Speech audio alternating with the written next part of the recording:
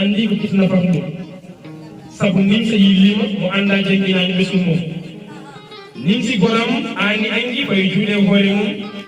nimsa hoffini ɓooyni ina haalta gacce mum yurminima goram ɗayiɗo ha ɗayiɗo e ɓesgu mum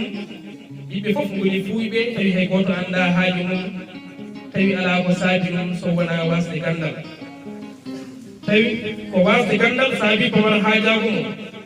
ko gandal jeyi laamu e kalifandi mum laami dow jooɗi e jabbere mum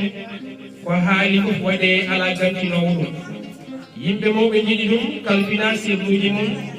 alduɓe ngari jowiti cabbi e jamiroje mum wasɓe jooɗi jebbidi jowiti e balle mum tawi ɗum fof ala ko saabi ɗum so wona jangude gandal ha wawi ɗum gandal kala fof neɗɗo mo waasi ɗum waasi hunde fof e aduna mum waasi hunde fof e aduna mum wawa ardade hay ko fotino galle mum hayso battuɗi ko caggal tan no heedata ɗum ñawata ardata ko ha ñande e mayde mum ko haala fof noon o wawa tan kadi ko jabde ɗum gam ko anduɓe woni yeeso kaali ciini ɗum o wawa salade ma lullade ɗum gandal ko hakkille woni kala ene foti laatude ɗum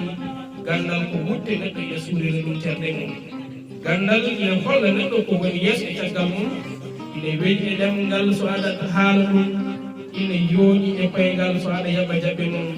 ina addi on neɗɗo joguiɗo jikku mum ina addi on gollirowo ɗum deke gandal hay hunde ala ko woni ɗum gandal ko Allah jomiraɗo adi yiɗi ɗum yiɗi ŋarɗi gandal fewni suɓi ɗum suɓi gandal ha iniri hoore mum yiɗi gandal horsini ɗaɓɓowo ɗum o hucci e tagore nde o wi ɗum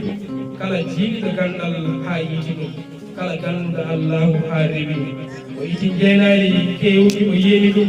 tabital kulaago ƴeerima kala banɗum yo janggo kulaago ko ɗum rewi ɗum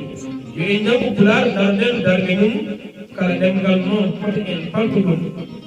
yo janggo debbo e gorko mum hoto en keeto ɗum jangen no gomu jang e almuɓe mum tino ɗen hoto en gaamu ɗum yo Allah wallu en ya barkinoɗaɗo men Muhammad sallallahu alaihi wasallam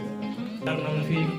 ene gasta e kamnaki yewtere wonno toɓɓere wonde kono mbiɗen tan Allah jarama feewi min gonde mon e kala saha heddi noon minen komin lohɓe min ɗum feewi ɓen tamo demdemo takki koye ɗon